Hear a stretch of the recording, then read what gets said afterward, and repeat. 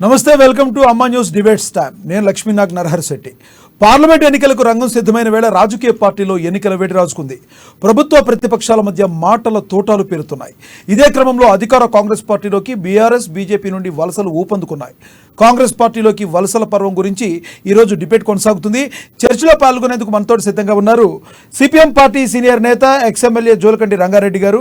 అదేవిధంగా BRS ZP vice chairman Kodakan Yadav గారు కూడా జాయిన్ అవుతారు. అదేవిధంగా రాజకీయ విశ్లేషకులు పాపారావు గారు ఉన్నారు. Adilabad Congress party working president Bhupalli Sridhar గారు కూడా మనతో ఉన్నారు. నమస్తే అండి అందరికీ.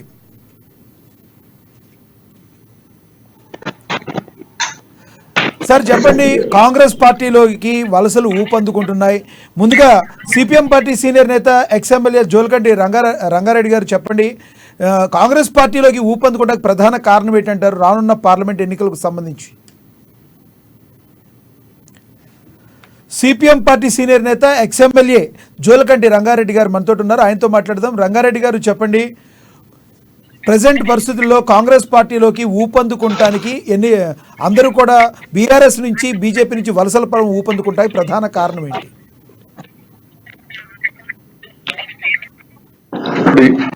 కారణం ఏంటంటే కేంద్రంలో ఎన్డీఏ ప్రభుత్వం మోడీ గారు అధికారంలోకి వచ్చి 10 సంవత్సరాలు అవుతా ఉంది. ఈ 10 సంవత్సరాల కాలంలో మోడీ గారు దేశ ప్రజలకు ఇచ్చినటువంటి హామీలు ఏ ఒక్కటి కూడా లేదు. పైగా ప్రజల విపరీతమైనటువంటి పన్నుల భారం వేసి ప్రభుత్వ రంగంలో ఉన్నటువంటి కంపెనీలని, వివిధ రంగాలని హోల్సేల్ గా బడా కార్పొరేట్ శక్తులకు అమ్మేయటమో లీజు గీయటమో జరుగుతూ ఉంది. మరొక వైపు 1,55,00,000 అది దేశం యొక్క అప్పు కూడా పెరగటం అనేది జరిగింది. అంటే చెప్పాలంటే ప్రజల సంపద మొత్తం కూడా దోచి కొద్దిమంది కార్పొరేట్ శక్తుల చేతుల్లో మోడీ ప్రభుత్వం పెట్టడం అనేది జరుగుతూ ఉంది. రైతు వ్యతిరేక, కార్మిక వ్యతిరేక చట్టాలు తీసుకురావటం, విపరీతమైనటువంటి పన్నులు, రైతు ఉద్యమాలు ఇవన్నీ కూడా సాగినాయి.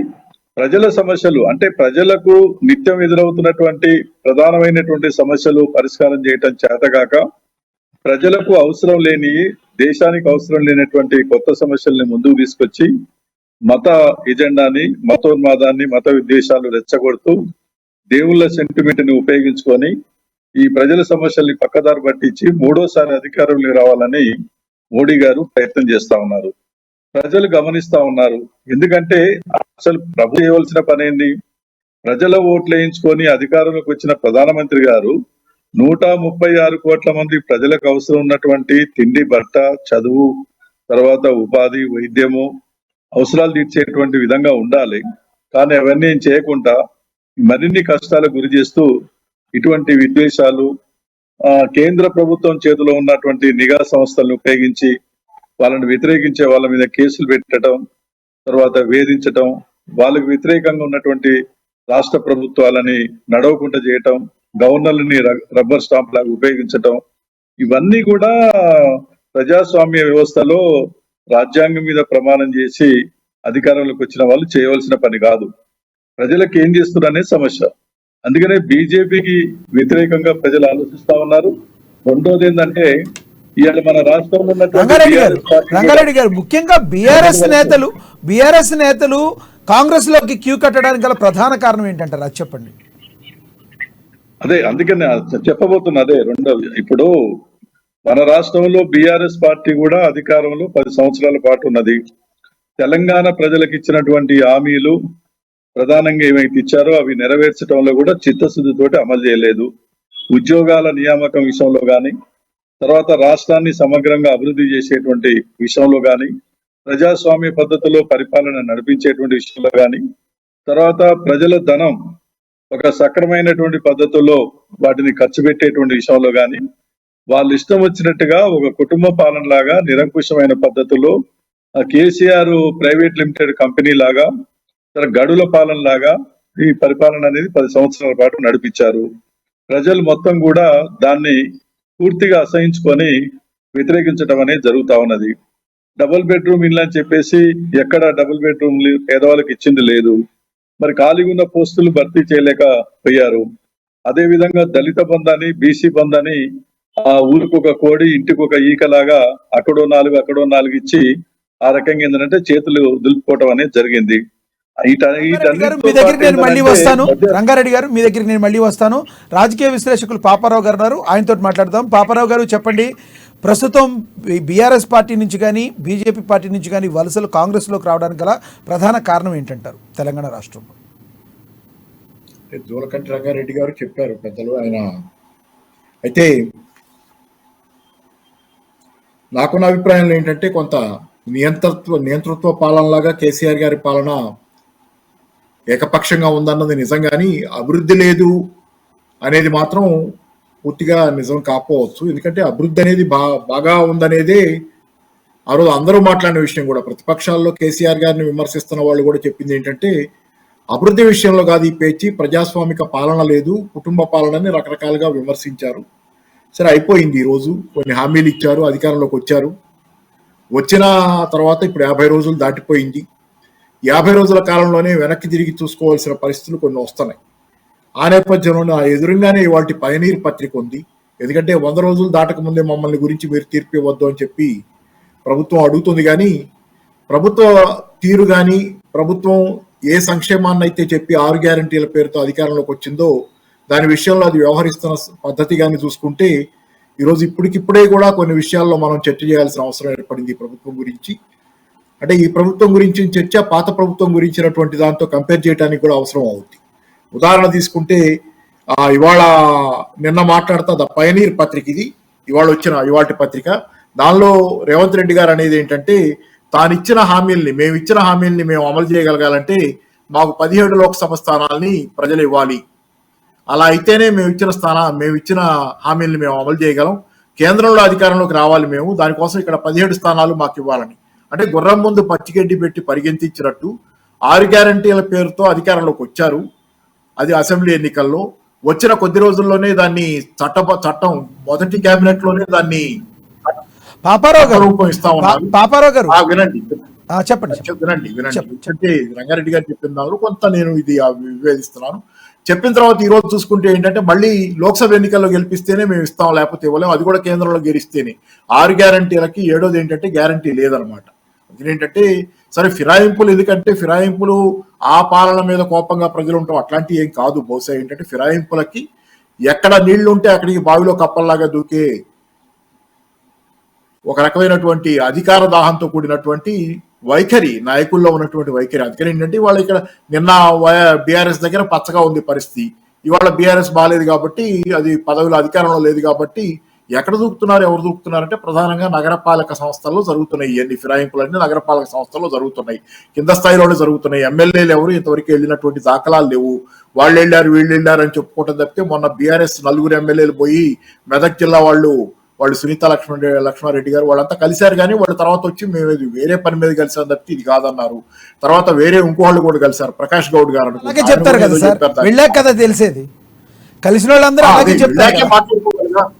కాదు వెళ్ళాకే మాట్లాడుకోవాలి. అలాగే చెబుతారని అందరినీ అనుమానించలేదు కదా, అదేలే అలాగే చెబుతారని అందరినీ తీర్పునివ్వలేం కదా. మనం వెళ్ళిన తర్వాత మాట్లాడుకోవాలి మీరు.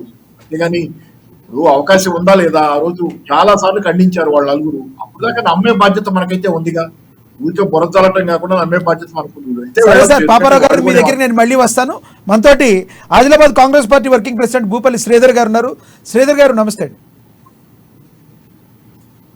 నమస్కారం అండి. శ్రీధర్ గారు, రాజకీయ విశ్లేషకులు పాపారావు గారు చెప్తున్నారు, ఎక్కడైతే నీళ్లుంటే కప్పలు అక్కడికి చేరతాయి అన్నట్టుగా కాంగ్రెస్ పార్టీలోకి వస్తున్నారు తప్పితే అంతకు మించి ఇంకేం కాదని చెప్పి పాపారావు గారు చెప్తున్నారు. ఏమంటారు దాని గురించి? సార్, ఇది మాత్రం 100కు 100% తప్పు.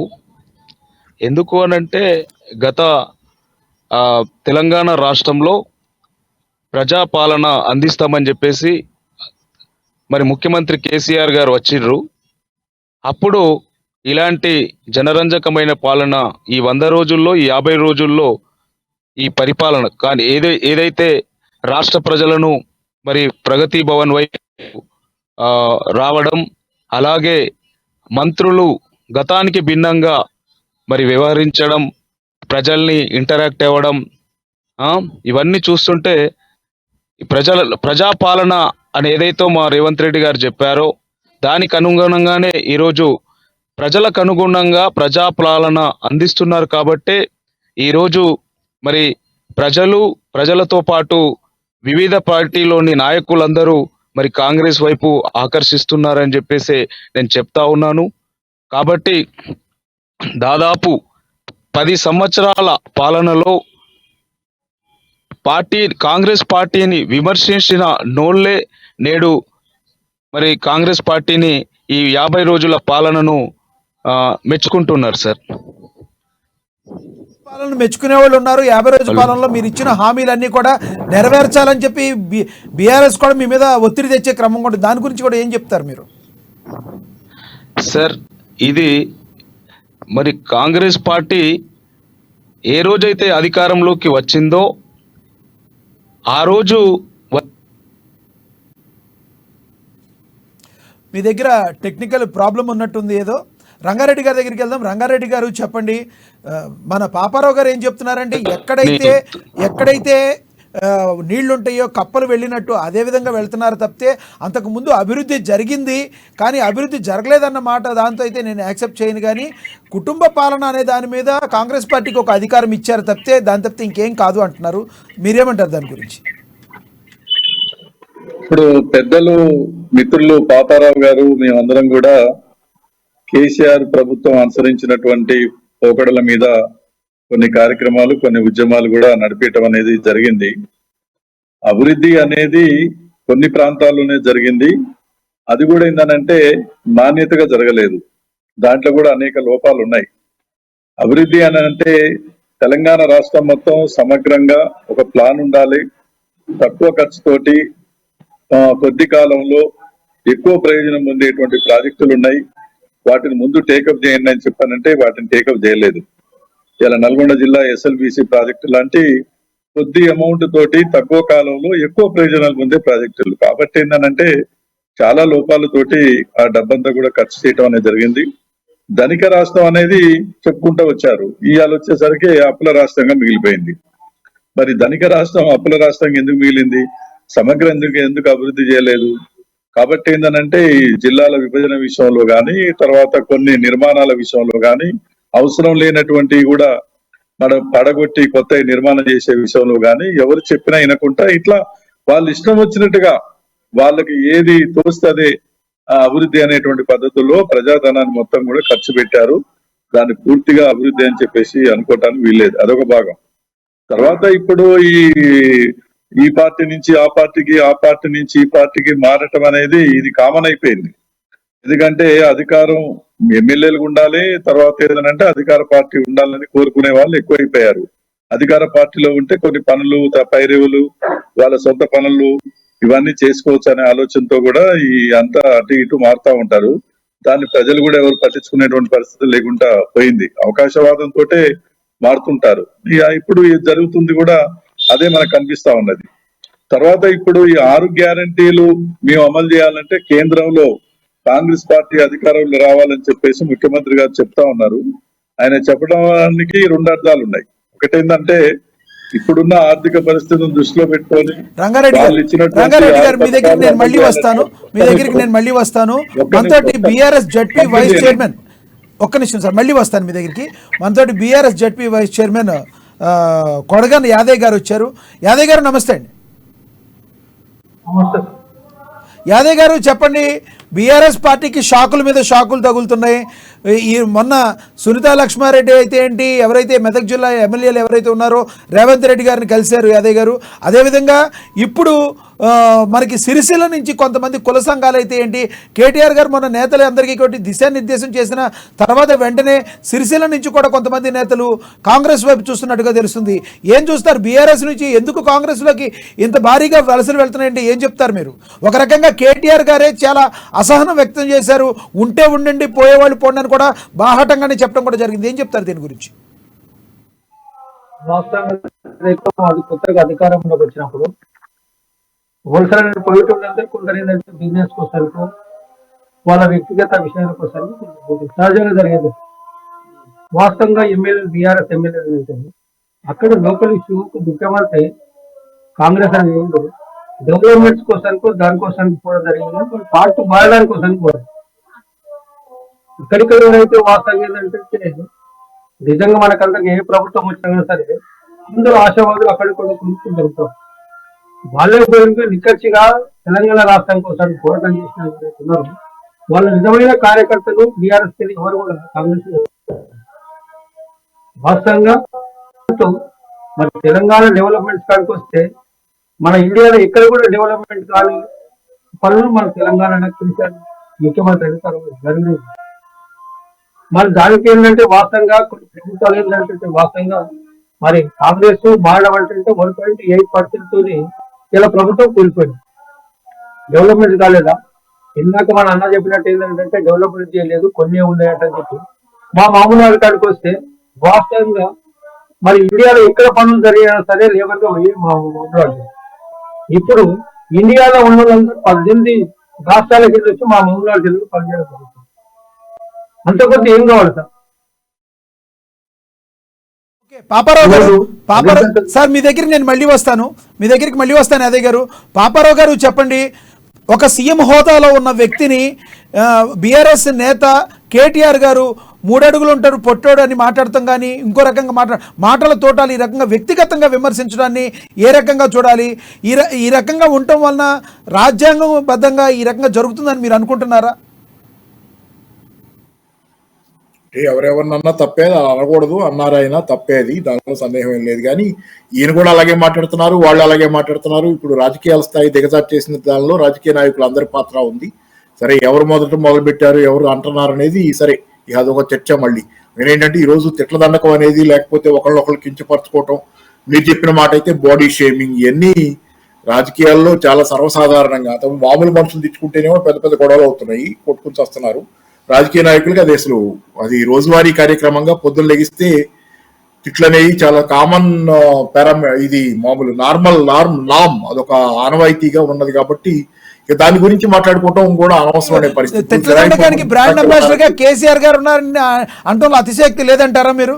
ఎందుకంటే ఈ రకంగా తిట్టమని కొన్ని మాటలు కాదు, అందరికీ తెలుసు కానీ మీరు ఒక సైడ్ తీసుకుని పార్టీ తరఫున మాట్లాడాలంటే మాట్లాడచ్చు, నాకే అభ్యంతరం. కానీ నేను అలా మాట్లాడలేను, నాకు అది కుదరదు.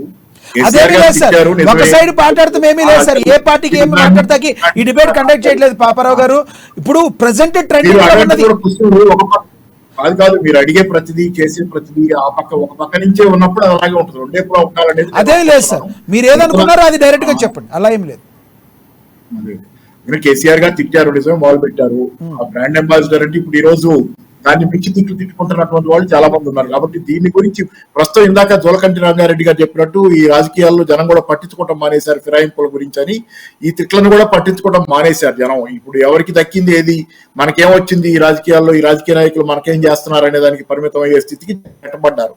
ఎందుకంటే వాళ్ళు అటు ఇటు పోవటం గురించి, పార్టీలు మారటం గురించి, వాళ్ళు తిట్టుకునే తిట్ల గురించి ఇవన్నీ ఆలోచిస్తే జనాలకి పనులు చేసుకునే అవకాశం ఉండదు. కాబట్టి మా బతికేం అవుతుంది ఈ రాజకీయ బురదలో అని చెప్పి జనాలు ఆలోచించుకునే స్థితిలోకి నెట్టబడ్డారు. దాని గురించి ఎక్కువ మాట్లాడితే మనం కూడా మీడియాగా జన సమస్యల గురించి ఎక్కువ మాట్లాడితే మంచిది. తిట్ల దండకంలో ఎవరెవరిని తిట్టారు గుర్తు చేసి ఆ తిట్లలో మనం కూడా భాగం పంచుకొని కాసేపు ఇటు మనం కూడా మాటలు వేసేదానికంటే కూడా మనం దాన్ని ఇగ్నోర్ చేయడం ద్వారా, దాన్ని పట్టించుకోకుండా చర్చని అసలు పనులు ఏదైతే ఏం చేస్తున్నారు, వాళ్ళ పనులేంటి, వాళ్ళు ప్రజలకు ఏం చేస్తున్నారు, వాళ్ళు చెప్పింది చేస్తున్నారా లేదా, వాళ్ళ దాని మీద చర్చలు ఎక్కువ కాన్సన్ట్రేట్ చేస్తే మంచిది. తిట్ల దండకాల గురించి వీటి గురించి అంటే అందరూ చేసేది ఆఖరికి ఎవరు బ్రాండ్ అంబాసిడర్ అవన్నీ చర్చలు పక్కన పెడితే ఈ రోజు ఫిరాయింపుల గురించి సరే కాసేపు మాట్లాడుకుంటాం, కానీ ప్రభుత్వాలు పడిపోయే పరిస్థితి వస్తే దాని గురించి మాట్లాడుకోవడం వేరు. కానీ ఈ లోపుగా సెన్సేషన్ కోసం ప్రతిదాన్ని మనం కూడా మీడియాగా ఎత్తినట్టుకుని చేయడం అనేది మంచిది కాదు. ప్రజల సమస్యల గురించి మనం మాట్లాడితే ప్రజా సమస్యల గురించి మాట్లాడడానికే సార్ ఎవరు మాట్లాడినా కూడా ఇప్పుడు ప్రజల గురించి మాట్లాడాల్సిన వాళ్ళు నేతలు సార్, పెద్దలు మీరు మీతో మాట్లాడాలని కాదు, ప్రజా సమస్యల గురించి మాట్లాడాల్సిన వాళ్ళు పాపారావు గారు, ప్రజా సమస్యల గురించి మాట్లాడాల్సిన వాళ్ళు నేతలు. అలాంటి నేతలే నిస్సిగ్గుగా ఎవరు మాట్లాడినా కూడా తిట్ల దండకు అందుకుంటే ఒక ఎవరు తిట్టినా కూడా తప్పేలేదు సార్. అలాంటి నేతలు అంటే వాళ్ళలాగా మనం కూడా దిగజారిపోతామా? అలా కాదు, ఇలా కరెక్ట్ గా కాదని మాట్లాడేది తప్పితే దానిలో మనమేమి చెప్పేది లేదు. మీడియా అంటే ఎవరైనా కూడా ప్రజల్ని ఉద్దేశించి మాట్లాడతాం, మంచి చేయాల్సిన నేతలు ఇలా మాట్లాడతాం కరెక్ట్ కాదని పెద్దలుగా మీరు మీ నోటప్పుడు చెప్తే ప్రజల్లో మార్పు వస్తుందనే మాట తప్పితే వేరే ఒక సైడ్ తీసుకోవాల్సింది ఏమీ లేదు సార్. కాదు కాదు, ఇప్పటికే వాళ్ళు తిట్టుకునే వినటానికి జనానికి టైం సరిపోయినంత నాన్ సెన్స్ ఉంది. ఇప్పుడు నేను వచ్చి మళ్ళీ నీతి వాక్యాలు బోధించుకోవాలి. అందుకని ఏంటంటే ఉన్న టైంలో ఏ పని మెరుగ్గా చేయగలం అనేది ఆలోచించుకుంటే జనాల సమస్యల గురించి బీఆర్ఎస్ నేతల్లో ప్రజెంట్ నర్సాపూర్ ఎమ్మెల్యే అయితే ఏంటి, సునీతా లక్ష్మారెడ్డి మీరు ఇందాక చెప్పారు, వీళ్ళందరూ కూడా ఓన్లీ కలవటానికే వెళ్ళరు, రేపొద్దున కాంగ్రెస్ లోకి వెళ్ళరని మీరు గంటాపదంగా చెప్పగలరా పాపారావు గారు? ఎవరు చెబుతారు సార్? ఎలా చెబుతారు? మీరు వెళ్తారని మీరు చెబుతారా? కాదు సార్, ఇలా కలిశారు కాబట్టి పాపారావు గారు కలిశారు సార్. నేను టీవీ ఛానల్ వచ్చానంటే మీ ఎంప్లాయీ నానే కాదు కదా. అలాగే సీఎం ని 1,00,000 మంది కలుస్తారని వాళ్ళు చెబుతున్నారు. నమ్మాలి కదా. ఇప్పటికి నమ్ముదాం. పోతారా పోరా అంటే నన్ను అడిగితే వాళ్ళు కదా చేయాల్సిన పని. మీరు చెబుతారా పోనీ వాళ్ళు వెళ్తారు ఖచ్చితంగా అని చెప్పి మీరు చెప్తే పోనీ అలాగే స్టాండర్డ్ గా తీసుకుందాం దాన్ని. మీరు చెప్పలేరు కానీ నా చేత చెప్పించాలంటే ఎందుకు అవసరం లేని ప్రయత్నం. అది ఎట్లా సాధ్యం? సరే చెబుతాను వాళ్ళ ఉద్దేశాలు. సార్ మీ దగ్గరికి నేను మళ్ళీ వస్తాను సార్. మీ దగ్గరికి మళ్ళీ వస్తాను sir. Yes sir, thank you. మీ దగ్గరికి మళ్ళీ వస్తాను సార్. వెళ్తానని పర్మిషన్ తీసుకున్నాను. చెప్పండి సార్, చెప్పండి. కాంగ్రెస్ నేత భూపల్లి శ్రీధర్ గారు ఉన్నారు. శ్రీధర్ గారు చెప్పండి. ఇప్పుడు మీరు విన్నారు, రాజకీయ విశ్లేషకులు మాట్లాడిన మాట కూడా విన్నారు. మీరు 6 గ్యారంటీలు అమలు ఏదైతే చేస్తామన్నారో దాన్ని అమల్లో చేసే భాగంగా రాష్ట్ర ప్రభుత్వం చేయాలి, కానీ మళ్ళీ కేంద్రంలో వస్తే చేస్తానంటాం కరెక్ట్ కాదు అని చెప్పి రాజకీయ విశ్లేషకులు అయితే మాట్లాడటం ఏంటి, సిపిఎం నాయకులు రంగారెడ్డి గారు కూడా అదే మాట్లాడారు. దీని గురించి మీరేం చెప్తారు? తప్పకుండా సార్. ఈరోజు ఏదైతే మేము ఎన్నికల సందర్భంగా 100 రోజుల్లో 6 గ్యారంటీలు అమలు చేస్తామని చెప్పామో అదే పార్లమెంటు ఎన్నికలతో ముడివేయకుండా ఖచ్చితంగా 100 రోజులు అయిన తర్వాత ఖచ్చితంగా ఈ రోజు 6 గ్యారంటీ హామీలను పార్లమెంట్ ఎన్నికలతో ముడిపెట్టకుండా ఖచ్చితంగా అమలు చేస్తాం. సెంట్రల్ లో కాంగ్రెస్ పార్టీ ఉంటే బాగుంటుంది. ఇటువంటి శక్తులు బీజేపీ మిగతా ఏవైనా పార్టీలు కాకుండా ఉందని రాహుల్ గాంధీ గారు ఈరోజు భావి భారత ప్రధానమంత్రిగా కావాలనే ఉద్దేశంతోనే మేము ఈరోజు అటువంటి వాక్యాలు మా ముఖ్యమంత్రి రేవంత్ రెడ్డి గారు చేసిండు తప్ప 6 గ్యారంటీలకు ఈ అమలుకు పార్లమెంట్ ఎన్నికలకు ఎటువంటి సంబంధం లేదు. ఖచ్చితంగా 100 రోజుల్లో 6 గ్యారంటీలు అమలు చేసి తీరుతాం.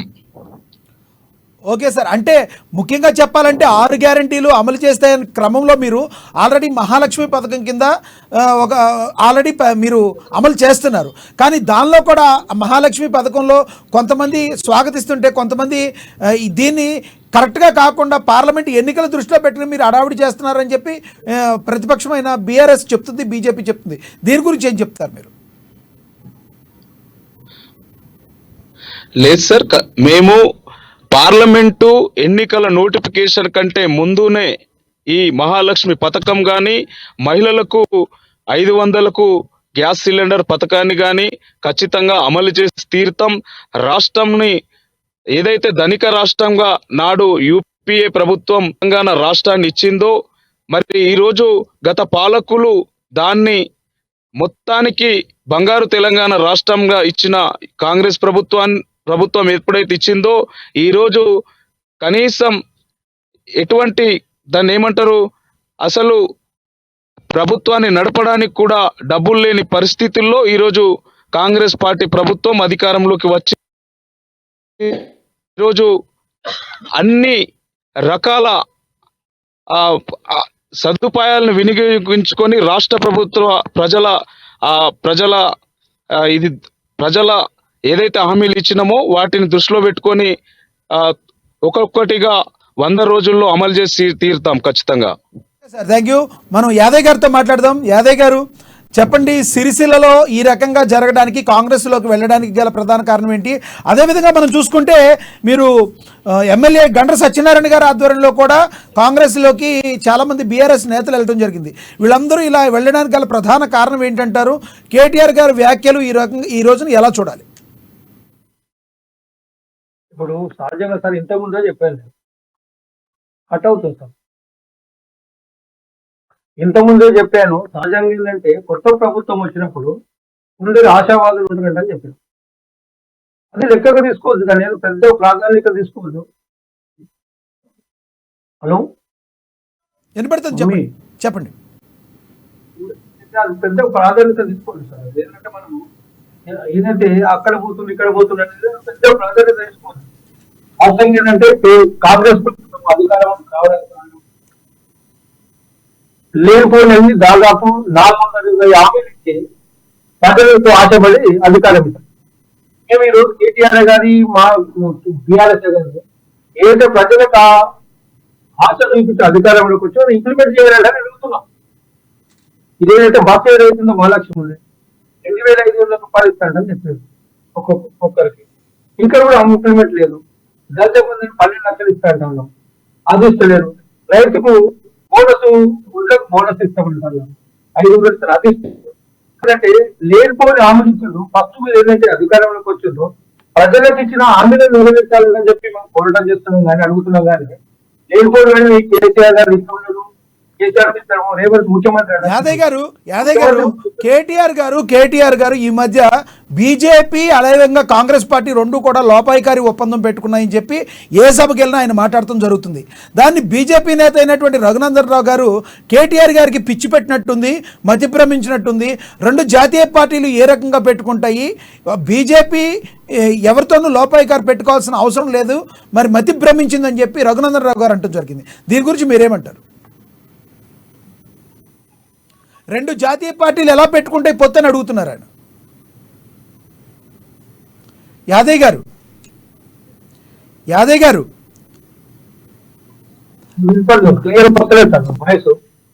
ఓకే సార్, మీ దగ్గరికి నేను మళ్ళీ వస్తాను. ఈ సిపిఎం నేత జోలకంటి రంగారెడ్డి గారు ఉన్నారు. రంగారెడ్డి గారు చెప్పండి, రఘునందన్ రావు గారు చేసిన ఈ వ్యాఖ్యలు మనం ఎలా చూడాలి? రఘునందన్ రావు గారు చేసిన వ్యాఖ్యానాలు రెండు జాతీయ పార్టీలు పొత్తు పెట్టుకోకూడదు పెట్టుకోవాలని కాదు. రెండు జాతీయ పార్టీలైనా కూడా సైద్ధాంతికంగా మరి ఒక బలమైనటువంటి తేడా ఉన్న పార్టీలు. ఇవాళ దేశవ్యాప్తంగా ఎన్డీఏనా ఇండియా కూటమి తర్వాత ఏంటంటే ఈ రెండు కూటములు ఏర్పడి దేశవ్యాప్తంగా ఒక రాజకీయ క్యాంపెయిన్ సైద్ధాంతికమైనటువంటి విషయాల మీద తర్వాత ఏంటంటే ఆల్టర్నేటివ్ విధానాల మీద పోట్లాట జరుగుతున్నప్పుడు ఆ రెండు పార్టీలు పొత్తు పెట్టుకోవటం గాని అవగాహన చేసుకోవటం గాని జరిగే పని కానే కాదు. ఎవరు చెప్పినా కూడా అది నమ్మరు. కాకుంటే ప్రాంతీయ పార్టీలే ఆ రాష్ట్రాల్లో మరి వాళ్ళ యొక్క అవసరానికి కానీ అవకాశవాదంగా ఒకసారి రాజీ పడతా ఉన్నాయి, ఒకసారి వ్యతిరేకిస్తా ఉన్నాయి. ఇవాళ మన కేసీఆర్ బీఆర్ఎస్ పార్టీ కూడా మరి మోడీ సర్కార్ని బలంగా వ్యతిరేకించిన సందర్భం ఉంది, సమర్థించిన సందర్భం ఉంది. అనేక చట్టాలను కూడా వాళ్ళు పార్లమెంట్ లో తీసుకొచ్చినప్పుడు సమర్థించడం కూడా జరిగింది. కాబట్టి ఏంటంటే ఈ కాంగ్రెస్ పార్టీ బీజేపీ కలిసి పోతున్నాయి, తర్వాత లోపాయకారి ఒప్పందం అనేది దాన్ని ఎవ్వరూ నమ్మటానికి అవకాశమే లేదు. ఇవాళ పోట్లాటే జాతీయ స్థాయిలో ఇండియా కూటమి తర్వాత ఎన్డీఏ కూటమి మధ్య జరుగుతున్నది, అది అందరికీ తెలుసు. ఒకటి. రెండోది ఏంటంటే ముఖ్యమంత్రి గారు కేంద్రంలో కాంగ్రెస్ పార్టీ అధికారంలోకి వస్తే ఈ రాష్ట్రాన్ని ఎక్కువగా అభివృద్ధి చేయటానికి తర్వాత మీకు ఇచ్చిన వాగ్దానాలు కూడా అమలు చేయడానికి కేంద్రం నుంచి ఎక్కువ నిధులు రాబట్టడానికి అవకాశాలు ఉంటాయి అనే ఉద్దేశంతో ఆయన ఆ రకంగా చెప్పుండొచ్చు. ఎందుకంటే రాష్ట్ర ఆర్థిక పరిస్థితి మన అందరం చూస్తా ఉన్నాం. ఇటువంటి పరిస్థితుల్లో వీటిని అమలు చేస్తాం. అమలు చేయాలంటే అనేక కష్టాలు ఇబ్బందులు పడవలసి వస్తుంది. కేంద్రంలో కాంగ్రెస్ పార్టీ వస్తే చాలా ఈజీగా ఇవి అమలు చేయటమే కాదు ఇంకా అనేక రకాల నిధులు ప్రాజెక్టులు పరిశ్రమలు తర్వాత ఏంటంటే తీసుకురావడానికి అవకాశం ఉంటుందని ఆ దృష్టితోటి ఆయన ఈ కేంద్రంలో కాంగ్రెస్ పార్టీ అధికారంలో రావాలంటే ఇక్కడ 17 గెలవాలని చెప్పి ఆ రకంగా ఈ పార్లమెంట్ ఎన్నికల్లో ప్రజలకు విజ్ఞప్తి చేసినట్టుగా కనిపిస్తా ఉన్నది.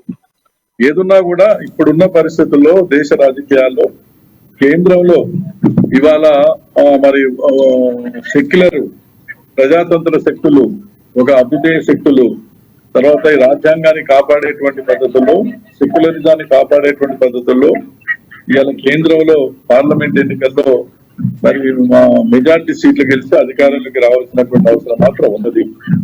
ఇవాళ దేశాన్ని ఏ రకంగా వెనక్కి తీసుకెళ్తా ఉన్నారు. మోడీ అధికారంలోకి వచ్చిన తర్వాత ఒక 100 సంవత్సరాలు మళ్ళీ వెనక్కి తీసుకెళ్లేటువంటి విధానాలే తప్ప ప్రజల ఎజెండా మొత్తం కూడా పక్కకు పోయింది. ఇవాళ మూడోసారి అధికారంలోకి వస్తే నిజంగా ఇంకా ప్రజాస్వామ్యం ఉండదు, రాజ్యాంగాన్ని ఏమాత్రం గౌరవించే పరిస్థితి ఉండదు. ఇప్పటికే అన్ని వ్యవస్థల్ని స్వతంత్రంగా నడవలసినటువంటి వ్యవస్థల్ని కూడా తమ చేతిలో తీసుకొని తమ ఇష్టం వచ్చినట్టుగా నడిపించడం అనేది జరుగుతుంది. కాబట్టి ఏంటంటే ప్రజలు చైతన్యంగా అర్థం చేసుకొని మన దేశం అభివృద్ధి కావాలంటే, రాష్ట్రాలు కూడా అభివృద్ధి కావాలంటే, తర్వాత ప్రజలు ఎన్నుకున్న రాష్ట్ర ప్రభుత్వాలు కూడా వాళ్ళ ఎవరి పని వాళ్ళు చేసుకోవాలంటే ఒక ప్రజాస్వామ్యం అనేది దేశం వర్ధిల్లాలి. అలాంటి ఆలోచనతో పనిచేసేటువంటి రంగారెడ్డి గారు మీరు అడిగిన దానికి శ్రీధర్ గారు సమాధానం చెప్తారు. శ్రీధర్ గారు చెప్పండి, సిపిఎం నేత ఏదైతే అంటున్నారో దాని గురించి మీరు ఏకీభవిస్తారా? తప్పకుండా రంగారెడ్డి గారు మాట్లాడిన మాటల్ని మేము 100% ఏకీభవిస్తాం. ఈ భారతదేశానికి ఖచ్చితంగా మళ్ళీ బీజేపీ ప్రభుత్వం కేంద్రంలో అధికారంలో వస్తే భారత రాజ్యాంగంతో పాటు సెక్యులరిజానికి భంగపాటు తగులుతుంది. కాబట్టి ఖచ్చితంగా ఈరోజు రాహుల్ గాంధీ గారి నేతృత్వంలో మరి భారతదేశానికి ఇండియా కూటమి నేతృత్వంలో ఖచ్చితంగా కాంగ్రెస్ పార్టీ అధికారంలోకి రావాల్సిన అవసరం ఎంతైనా ఉంది. అదే విధంగా కేంద్రంలో అధికారంలోకి వచ్చిన తర్వాత కాంగ్రెస్ పార్టీ అధికారంలో ఉంటే రాష్ట్రానికి చాలా నిధులు, కేంద్రం ద్వారా వచ్చేటటువంటి నిధులు చాలా ఉంటాయి. కాబట్టి ఆ విధంగా చాలా వెసులుబాటు ఉంటది. ఇంకా కొత్త పథకాలను కూడా అమలు చేసేందుకు వీలవుతుంది అని చెప్పేసి చెప్పినటువంటి మాటల్ని నేను ఏకీభవిస్తా ఉన్నాను ఖచ్చితంగా. ఓకేనండి, రాజకీయ విశ్లేషకులు పాపారావు గారితో మాట్లాడదాం. పాపారావు గారు చెప్పండి, ఎవరైతే బీజేపీ నేత రఘునందన్ రావు గారు ఇలాంటి వ్యాఖ్యలు చేశారో అదే దాన్ని ఓకే అదేవిధంగా ఇప్పుడు తీసుకుంటే నెక్స్ట్ మన యాదయ్య గారితో మాట్లాడదాం. యాదయ్య గారు చెప్పండి, శ్రీధర్ గారు ఏదైతే మాట్లాడుతున్నారో రానున్న రోజుల్లో కేంద్రంలో కూడా కాంగ్రెసే వస్తుంది, ఆ తర్వాత అభివృద్ధి అనేది ఆటోమేటిక్గా జరుగుతుంది, రాష్ట్రంలో కేంద్రంలో కాంగ్రెస్ ప్రభుత్వం వస్తుంది అంటున్నారు శ్రీధర్ గారు. మీరేమంటారు దాని గురించి? యాదయ్య గారు చెప్పండి. వాస్తవంగా సార్ మనం ఏంటంటే కేంద్రం గురించి ఆలోచన కాదు మనకు జరిగింది. ఇప్పుడు ఏమైందో తెలంగాణ రాష్ట్రం గురించి మాట్లాడాలి కానీ తెలంగాణ అభివృద్ధి గురించి మాట్లాడాలి. తెలంగాణ ఈ విధంగా మేము అధికారంలోకి వచ్చినాము, అధికారంలోకి వచ్చినాక తెలంగాణ ఎట్లా డెవలప్మెంట్ చేయాలి, ప్రజలకు ఏం చేయాలని ఆలోచన చేయాలని నేను కేంద్రంలో మేము అధికారంలోకి వస్తాం, అధికారంలోకి వచ్చిన తర్వాత మేము డెవలప్మెంట్ చేస్తామనేది కాదు. అదే తెలంగాణ ప్రజలు ఏదైతే ఆలోచన చేసిందో కాంగ్రెస్ మీరు చెప్పారని ఆలోచన చేసిందో, మీరు ఏదైతే పథకాలు ప్రకటించిందో ఆ పథకాలను ఇంప్లిమెంట్ చేస్తారంటే చెప్పి ఆశతో ప్రజలు ఏంటంటే ఆశతో మీకు ఓటేసింది. కాబట్టి మీరు ఇచ్చిన ఏదైతే 6 గ్యారెంటీలు అయితే ఉందో 6 గ్యారెంటీలు 420 హామీలు ఉన్నాయి. 420 హామీలు ఏ విధంగా ఇంప్లిమెంట్ చేస్తే ప్రజలకు మేలు చేస్తామని ఆలోచన చేయాలి కదా. కేంద్రంలో అధికారంలో వస్తే నేను ఇంప్లిమెంట్ చేస్తామనేది అది పొరపాటు. యాదవ్ గారు, 10 ఏళ్ల పాటు మీరు అధికారంలో ఉన్నారు, మీరు ఇచ్చిన హామీల్లో ఎన్ని అమలు చేశారు? మీరు ప్రభుత్వం వచ్చి 50 రోజులు అవుతుంది, హామీలన్నీ అమలు చేయాలని చెప్పి మీరు పోరాటం చేస్తున్నారు కదా, 10 ఏళ్ల పాటులో మీరు ఇచ్చిన హామీలన్నీ అమలు చేశారా? మీరేదైతే 10 రోజుల్లో 50 రోజుల్లో ఇంప్లిమెంట్ అంటే సార్ మీరు 100 రోజులు 9 తారీఖు నాడు రైతులకు మీరు ఖాతాలు 2 లక్షల రూపాయలు రుణమాఫీ చేస్తామని చెప్పి 2 లక్షల రూపాయలతో పాటు రైతు ఎకరాకు 7,500 ప్రతిపక్షం ఉన్నప్పుడు మీరు ఇచ్చిన రేటు కోసం చేయలేదంటే చెప్పి ఇంప్లిమెంట్ చేయడానికి కోసం కానీ మరి అనుకోకపోతే ఎవరైనా ప్రజలు తరపున తెలంగాణ ఎవరు మా భాషలే మరి మీరు ఎందుకు చెప్పి గ్యారెంటీ కంటే వాస్తవంగా మీరు ఏదో బస్సు అంటుండ్రు, బస్సులు ఎక్కువ కదా కాలం తీసుకుంటారు. తర్వాత ఏదైతే మేము 5 లక్షల వరకు ఏదైతే హాస్పిటల్ ఏదైతే ఖర్చులు 5 లక్షలు ఇస్తుంది, 10 లక్షలు ఇస్తున్నాం. ఇంకా చేయలేదా అంటున్నాం. ఇప్పుడు రోజు కూడా రైతు బంధు రైతులందరూ ఎప్పుడు పడతాయండి చెప్పి చూస్తున్నాం. ఒక్కసారి ఉదయం రాలి కరెంట్ 24 గంటలు కరెంట్ లేక అవసరం, రైతులు ఏం పడుతుంది, నీళ్ళన్నీ బీడు వాడుతున్నాయి. కరెంట్ సరిగ్గా లేక రైతులు ఎప్పుడు పడతాయా, రైతు బంధు ఎప్పుడు పడతాయని. ఓకే సార్, మీ దగ్గరికి యాదవ్ గారు మళ్ళీ వస్తాం. సమ్ టెక్నికల్ ఇష్యూ ఉన్నట్టుంది, మీ మాట సగమే వినబడుతుంది. రంగారెడ్డి గారు చెప్పండి, ఇప్పుడున్న పార్లమెంట్, రానున్న పార్లమెంట్ ఎన్నికల్లో కాంగ్రెస్ పార్టీ ఎన్ని సీట్లు గెలుచుకునే అవకాశం ఉంది మీరు చెప్పండి. ఇప్పుడు మిత్రులు యాదయ్య గారు చెప్పారు, కేంద్రంలో సరి అయినటువంటి ఒక మంచి ప్రభుత్వం ఉన్నప్పుడే ఏ రాష్ట్రమైనా కూడా అభివృద్ధి కావడానికి అవకాశం ఉంటది. కేంద్ర ప్రభుత్వం ఇచ్చేటువంటి నిధులు, కేంద్ర ప్రభుత్వం తీసుకునే నిధులపైనే తీసుకునే నిర్ణయాలపైనే దేశమంతా అభివృద్ధి కావాలన్నా, ఆ రాష్ట్రాలు అభివృద్ధి కావాలన్నా మీద ఆధారపడి ఉంటది. కాబట్టి ఇలా కేంద్రమే కదా, తెలంగాణ ఇచ్చింది ఎవరు? ఇలా రాష్ట్ర విభజన చేసింది కేంద్ర ప్రభుత్వమే కదా. మరి ప్రధానమైనటువంటి అధికారాలన్నీ కూడా 60% అధికారాలు కేంద్ర ప్రభుత్వం చేతుల్లో ఉన్నాయి, 40% అధికారాలే రాష్ట్ర ప్రభుత్వాల చేతుల్లో ఉన్నాయి.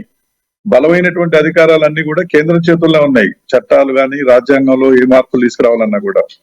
కాబట్టి తప్పనిసరిగా కేంద్రం గురించి ఆలోచించాలి.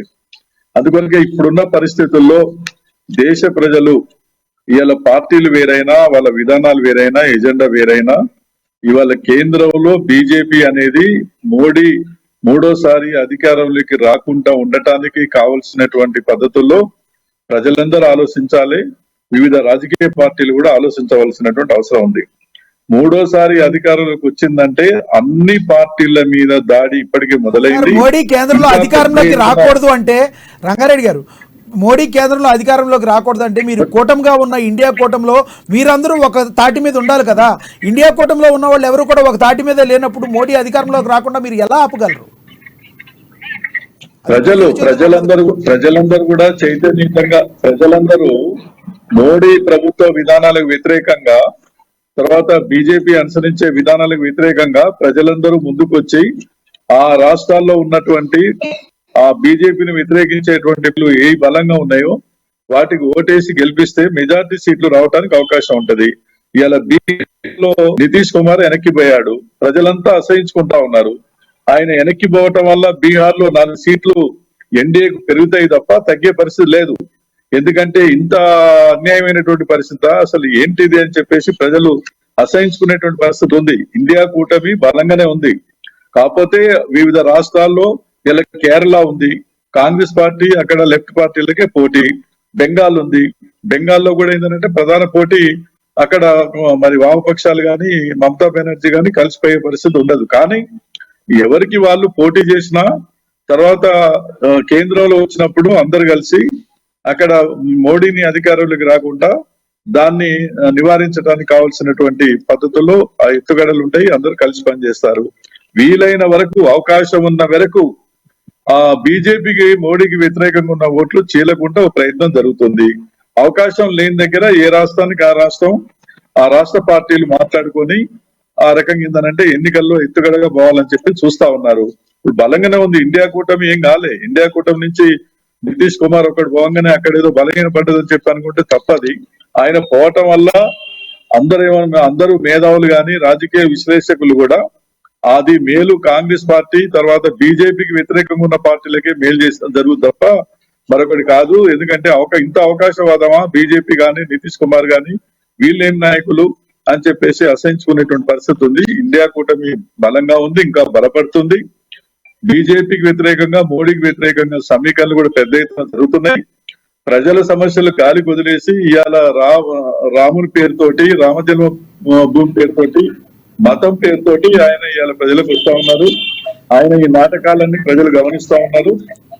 ఖచ్చితంగా ఏంటంటే ప్రజల్లో కూడా కొంతమంది ప్రజల్లో కూడా ఒక చర్చ నడుస్తుంది సార్. అది ఏంటంటే ఇప్పుడు రామ జన్మభూమిని రాజకీయం చేశారంటున్నారు, కానీ మరి ఆ రామ మందిరాన్ని మీ హయాంలో ఇన్నేళ్ల పాలించిన హయాంలో మీరు ఎందుకు కట్టలేకపోయారనేది మీ మీద కూడా ఉంది కదా సార్. ఆ అభియోగం కాంగ్రెస్ వాళ్ళ మీద ఉంది. మరి సిపిఎం వాళ్ళు మీరు కాంగ్రెస్ కు మద్దతు తెలుపుతున్నారు కదా.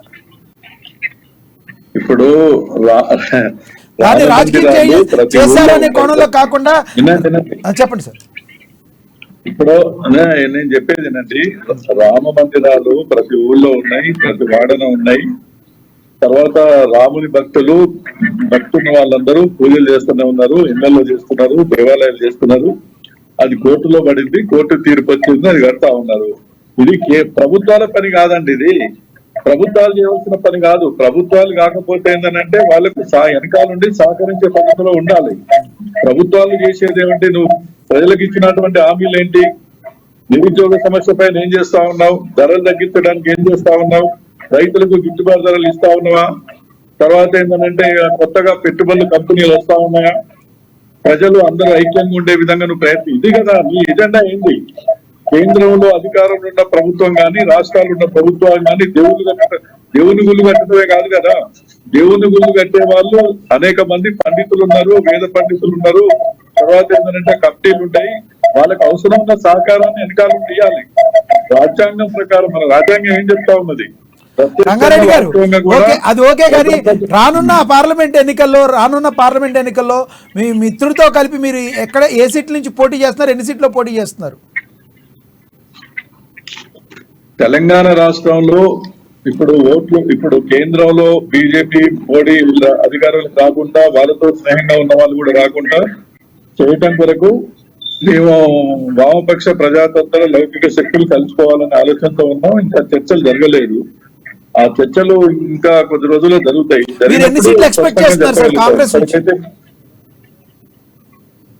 కాంగ్రెస్ పార్టీ వామపక్షాలు కలిసి ఎన్నికల్లో పోవాలనేటువంటి ప్రతిపాదన వాళ్ళ వైపు నుంచి వస్తుంది. వాళ్ళు ఒక శాస్త్రీయమైన పద్ధతిలో వాళ్ళు ముందుకు వచ్చినప్పుడు మేము కూడా పోవాలని మేము ఆలోచిస్తా ఉన్నాం. ఇంకా చర్చలు అనేవి జరగలేదు. చర్చలు జరుగుతాయి. తర్వాత ఆశించిన ప్రకారంగానే కలిసి పనిచేయడానికి ఆ చర్చలు కూడా ఉంటాయి. ఆ పొత్తులు కూడా అదే విధంగా ఉంటాయని మేము ఆశిస్తున్నాం. Okay sir. శ్రీధర్ గారు చెప్పండి, బీఆర్ఎస్ నుంచి ఈ రకంగా వలసలు రావడానికి ప్రధాన కారణం ఏమంటారు? ఒక్క మాటలో చెప్పాలంటే బీఆర్ఎస్ నుంచి వలసలు రావడానికి గల ప్రధాన కారణం ఈ 50 రోజుల్లో సాధారణ ప్రజలకు కూడా ప్రగతి భవన్ అందుబాటు, ప్రజారంజకమైనటువంటి జనరంజకమైనటువంటి పరిపాలనను కాంగ్రెస్ పార్టీ ప్రభుత్వం అందించడం. ఇదొకటే. హామీలు 6 గ్యారంటీ హామీలు అమలు చేయడంలో ముఖ్య పాత్ర పోషించడం. ఈ 100 రోజులు కంప్లీట్ అయ్యేసరికి ఖచ్చితంగా 6 హామీలు అమలు చేసి తీర్థం. నిన్న మొన్న చూడండి, గత ప్రభుత్వంలో ఏ ఉద్యోగ నోటిఫికేషన్ చేసినా కోర్టు కేసులతో ఉండేటి. ఈ రోజు మేము తెలంగాణ రాష్ట్ర ప్రభుత్వం వచ్చిన వెంటనే MHRB స్టాఫ్ నర్సుల నోటిఫికేషన్ చూడండి, నెల రోజుల్లో మేము ఈ రోజు నోటిఫికేషన్ ను క్లియర్ చేసినాం. వాళ్ళకు ఈ రోజు పెద్ద ఎత్తున ఎల్బీ స్టేడియం వేదికన రాష్ట్ర ముఖ్యమంత్రి రేవంత్ రెడ్డి గారు, బట్టి విక్రమార్క గారు ఉప ముఖ్యమంత్రి, మరి ఆరోగ్య శాఖ మంత్రి దామోదర్ రాజనరసింహ గారి ఆధ్వర్యంలో ఈరోజు 7,000 మందికి ఒకేసారి ఈరోజు వారికి అపాయింట్మెంట్ లెటర్స్ ఇవ్వడం జరుగుతుంది. గత ఈ 10 సంవత్సరాల కాలంలో టిఆర్ఎస్ ప్రభుత్వం ఏ ఒక్కరికైనా ఇలా చేసిందా? ఇలా చేయలేదు కాబట్టి వారికి ఈరోజు అవకాశం లేదు. ఆదిలాబాద్ జిల్లా అభివృద్ధికి నోచుకోలేదని అందరికీ తెలిసిన విషయం. మీ ప్రభుత్వం వచ్చాక ఆదిలాబాద్ అభివృద్ధి మీద ఫోకస్ పెట్టిందా? ఎందుకంటే ఆల్రెడీ బీఆర్ఎస్ నుంచి అనేక మంది కార్యకర్తలు ఆదిలాబాద్లో చేరికలు ఎక్కువగా కాంగ్రెస్లోకి జరుగుతున్నాయి. కాంగ్రెస్లోకి ఇంత ప్రధానంగా చేరికలు జరగడానికి బలమైన కారణం ఏంటంటారు? ఆదిలాబాద్ వ్యాప్తంగా ఖచ్చితంగా వీళ్ళు ఏదైతే మా పక్కన ఉన్నటువంటి పెనుగంగ బ్యారేజ్ గతంలో 400 కోట్లతో ఆ ప్రాజెక్ట్ ను చాలు చేసి ఈ రోజు సుమారు 1500 నుంచి 1600 కోట్లకు పెంచి ఏదైతే దాన్ని కుర్చీ వేసుకొని చేసి మేము దాన్ని ప్రారంభిస్తామని చెప్పినటువంటి ప్రగల్భాలు పలికినటువంటి రాష్ట్ర గత ముఖ్యమంత్రి చేయనటువంటి పనులను మేము గత ప్రభుత్వం వదిలేసినటువంటి పెండింగ్ ప్రతి పనిని మేము చేసి ఆదిలాబాద్ అభివృద్ధికి పాటుపడతాం. మా మీద నమ్మకంతో ఈరోజు ప్రతిపక్ష పార్టీలు కాంగ్రెస్ పార్టీ వైపు ఆకర్షిస్తా ఉన్నారు. మా కాంగ్రెస్ పార్టీ నాయకత్వంపై భరోసాతో ఈరోజు ప్రతిపక్ష పార్టీ సభ్యులందరూ కాంగ్రెస్ పార్టీలోకి వస్తున్నారు. ఇదే మా అభివృద్ధి ఎజెండా. మనం చేసినటువంటి అభివృద్ధి ఈరోజు మా ప్రధాన పార్టీలైనటువంటి లోని కార్యకర్తలు, నాయకులు కాంగ్రెస్ పార్టీలోకి రావడానికి ప్రధాన కారణం. ఆదిలాబాద్ లో మీ ఓటమికి గల కారణం ఏంటో చెప్పగలరా? ఓటమికి గల కారణాలు ఓటమికి గల కారణాలు గతంలో ఉన్నటువంటి మా అభ్యర్థులు ఇండిపెండెంట్ గా పోటీ చేయడం, అప్పుడు అదే మా ప్రధాన ఓటమికి కారణం. ఓకే. కానీ రాబోయే రోజుల్లో బ్రహ్మాండమైనటువంటి మెజారిటీతో కాంగ్రెస్ పార్టీ అధికారంలోకి రాబోతోంది. ఓకే ఆ సార్. ఎమ్మెల్యే గెలవబోతా ఉన్నాడు. ఓకే సార్, శ్రీధర్ గారు మీ దగ్గరికి నేను మళ్ళీ వస్తాను. మన యాదయ్య గారు ఉన్నారు. యాదయ్య గారు చెప్పండి, బీఆర్ఎస్ పార్టీకి ఎటువంటి పరిస్థితుల్లో కోలుకోలేని దెబ్బ తగిలిందని, అదేవిధంగా రానున్న పార్లమెంట్ ఎన్నికల్లో ప్రధానంగా 6 స్థానాల మీద కాన్సన్ట్రేట్ చేయడానికి గల ప్రధాన కారణం ఏంటి? తెలంగాణ వ్యాప్తంగా 17 స్థానాలు ఉంటే 6 స్థానాల మీద మీరు కాన్సన్ట్రేట్ చేయడానికి గల ప్రధాన కారణం ఏంటి? అంటే మిగతా స్థానాల్లో ఓడిపోతున్నామని ముందే ఫిక్స్ అయ్యారు అనుకోవచ్చా? ఇప్పుడు మీరైతే ఒకసారి వినండి సార్, ఇక్కడ కూడా 6 సీట్లు గెలుస్తామంటారు. ఇక్కడ కూడా మా కేసీఆర్ గారు ఇక్కడ ఇస్తలేదు. వాస్తవంగా మేము సమీక్షలు పెడుతున్నాం. తప్పకుండా 17 ఏవైతున్నాయో మ్యాక్సిమం రావడానికి ఒకసారి కూడా 17 రావాలని చెప్పి ఆలోచన చేస్తున్నాం. సమీక్షలు జరుగుతున్నాయి. మొన్ననే పార్లమెంట్ వైజ్ గా సమీక్షలు అయిపోయినాయి. ఇప్పుడు కాన్ఫరెన్స్ వైజ్ కూడా సమీక్షలు జరుగుతున్నాయి. మా కార్యకర్తలంతా నిక్కచ్చియంగా తప్పక పొరపాటు జరిగింది, ఆ పొరపాటు సవరించుకొని ఖచ్చితంగా మేము మళ్ళీ పార్లమెంట్ ఎన్నికలతో మొత్తం గెలవాలని చెప్పి మా కార్యకర్తలు కూడా ఏంటంటే ఖచ్చితంగా నిర్ణయంతో ఉన్నారు. ప్రజలు కూడా ఈరోజు ఆలోచన చేస్తున్నారు. వాస్తవంగా కాంగ్రెస్ చేసి ఓటేసి మేము నష్టపోయినాము, ఇబ్బంది పడ్డాము, ఆ ఇబ్బంది ఏదో 50 రోజుల్లో తెలుస్తుందని చెప్పి ఈరోజు గ్రామాల్లో పోయినా సరే ఎక్కడ పోయినా సరే ప్రజలు కూడా మళ్ళీ టీఆర్ఎస్ అనుకూలంగా ఉంటేనే మాకు నాయకులు కేసీఆర్ కావాలని చెప్పి ప్రజలు కోరుకుంటున్నారు. తప్పకుండా మీరు ఏదైతే ఉందో పార్లమెంట్ ఎన్నికలలో తప్పకుండా అత్యధిక మెజారిటీతో మేమే గెలుస్తాం. ఎక్కువ సీట్లు మాకే వస్తాయి, మీరు 6 సీట్లు అడగండి, ఎక్కువ సీట్లు మేమే సాధిస్తామంటని చెప్పి మా కేటీఆర్ గారు చెప్తున్నారు. ప్రజలందరూ కూడా మా కార్యకర్తలు కూడా ఇప్పుడు ఎన్నికలు ఎప్పుడు వస్తాయంటని చెప్పి ఎదురు చూస్తున్నారు. వాస్తవం ఎన్నో కారణం అన్న ఏం చెప్పిందంటే కేంద్రం అధికారంలో ఉంటేనే రాష్ట్రానికి నిధులు వస్తాయంటే అంటారు. 10 ఏళ్ళు కేంద్రంలో బీజేపీ అధికారంలో ఉన్నారు, కేసీఆర్ తెలంగాణ అధికారంలో ఉన్నారు. అధికారంలో కేసీఆర్ మరి బీజేపీకి మాకేం పొందడం లేదు. లేకున్నా సరే కేసీఆర్ గారు రాష్ట్రాన్ని మన ఇండియాలోనే ఒక ఉన్నత రాష్ట్రంగా తీర్చిదిద్దడం జరిగింది. ఈరోజు డెవలప్మెంట్ కార్డు ప్రజలే కానీ అందరూ కూడా ఈరోజు ఏ దాంట్లో అవార్డ్స్ వస్తే దేశం మీద అవార్డ్స్ వస్తే మన తెలంగాణ రాష్ట్రానికి గ్రామీణ స్థాయికి ఎక్కువ అవార్డ్స్ రావడం జరిగింది. ఎన్నికల్లో యాదయ్య గారు రానున్న పార్లమెంట్ ఎన్నికల్లో బీజేపీ మీకు ఏమైనా సపోర్ట్ చేసే అవకాశం ఉందా? ఎందుకంటే కాంగ్రెస్ పార్టీని ఎదిరించడానికి బీజేపీ మీరు లోపాయికారి ఒప్పందం పెట్టినారని కాంగ్రెస్ వాళ్ళు చెప్తున్నారు. దాని గురించి ఏం చెప్తారు? మొన్ననే మా కేటీఆర్ గారు మాట్లాడారు, కాంగ్రెస్ కేంద్రంలో పోయి బీజేపీకి వాళ్ళ సంబంధం లేకున్నా సరే ఈరోజు పోయి లోపాయికారి ఒప్పందం పెట్టుకున్నాడు. వాస్తవం ఏదైతుందో మరి కేసీఆర్ రేవంత్ రెడ్డి ముఖ్యమంత్రి నువ్వు అధికారంలోకి వచ్చిన పేరు కోసం పోయిన అంటే కాంగ్రెస్ కి అధికారం రాకుండా ఉండడానికి పార్లమెంట్ సీట్లు కొన్ని గెలవకుండా ఉండడానికి చేయడానికి బీజేపీ సపోర్ట్ మీరు తీసుకుంటున్నారనే అభియోగం మీ మీద ఉంది. దాన్ని ఏమంటారు? మా కేటీ గారు చెప్పడం జరిగింది. మాకు 2 ప్రధాన కాంగ్రెస్ ఇద్దరిని ఎవరు కూడా ఒకరితో మిత్రుత్వం లేదు, ఇద్దరు కూడా మేము ఇద్దరి మీద పోరాటం చేస్తే అత్యంత శిక్ష కోసానికి మళ్ళీ గెలవాలని చెప్పి అంటున్నాగా. మాకు లోపాయికారి ఒప్పందం ఇక్కడ కూడా ఎక్కడ జరిగింది? ఈరోజు లోపాయికారి ఒప్పందం ఉంటే బీజేపీ మీద మామూలు పోటీ చేస్తే ఎవరు %ఓడిపోయినా తెలుస్తుంది కదా. మన అసెంబ్లీ ఎన్నికలలో ఎక్కడ జరిగింది? ఇక్కడ లోపాయికారి ఒప్పందం జరిగిందా? Okay sir, thank you so much అండి. థ్యాంక్ యూ యాదయ్య గారు. అదేవిధంగా ఇప్పుడు శ్రీధర్ గారు చెప్పండి, చివరిగా మీరు ఎన్ని సీట్లు గెలవబోతున్నారు రానున్న పార్లమెంట్ ఎన్నికల్లో? ఖచ్చితంగా రానున్న పార్లమెంట్ ఎన్నికల్లో నిరుద్యోగులు, కర్షకులు, కార్మికులు, విద్యార్థులు ప్రతి ఒక్కరూ కాంగ్రెస్ పార్టీ గెలుపు కోసం పనిచేస్తా ఉన్నారు. ఖచ్చితంగా రాబోయే వచ్చే ఎన్నికల్లో 17 నుండి 14 పార్లమెంట్ స్థానాలను గెలిచే అవకాశం ఖచ్చితంగా ఉంది. నిన్న మొన్న కొన్ని సర్వేలు కూడా చెప్తా ఉన్నాయి, తెలంగాణ రాష్ట్ర వ్యాప్తంగా 14 ఎంపీ సీట్లు గెలవబోతా ఉందని చెప్పేసి స్పష్టం చేస్తా ఉన్నాయి. Thank you so much Sridhar గారు చర్చలో పాల్గొన్నందుకు. అదేవిధంగా సిపిఎం పార్టీ సీనియర్ నేత ఎక్స్ఎమ్మెల్యే జోలకంటి రంగారెడ్డి గారు, అదేవిధంగా కొడగని యాదయ్య గారు బీఆర్ఎస్ జెడ్పీ వైస్ చైర్మన్, అదేవిధంగా రాజకీయ విశ్లేషకులు పాపారావు గారు చర్చలో పాల్గొన్నందుకు అందరికీ ధన్యవాదాలండి. ఇదండి చూడొచ్చు మనం ఈరోజు డిబేట్. ఎందుకంటే ముఖ్యంగా రానున్న పార్లమెంట్ ఎన్నికల్లో విషయమైతే ఏంటి, తెలంగాణ రాష్ట్రంలో కాంగ్రెస్ పార్టీ అసెంబ్లీలో విజయం సాధించిన తదనంతరం జరిగిన నాటకీయ పరిణామాల్లో బీఆర్ఎస్ పార్టీ నుంచి వలసల పర్వం ఒక రకంగా ఊపందుకున్నాయనే చెప్పడంలో ఎటువంటి సందేహం లేదు. ఇది వాటి డిబేట్. చూస్తూనే ఉండండి అమ్మా న్యూస్, నిజం కోసం.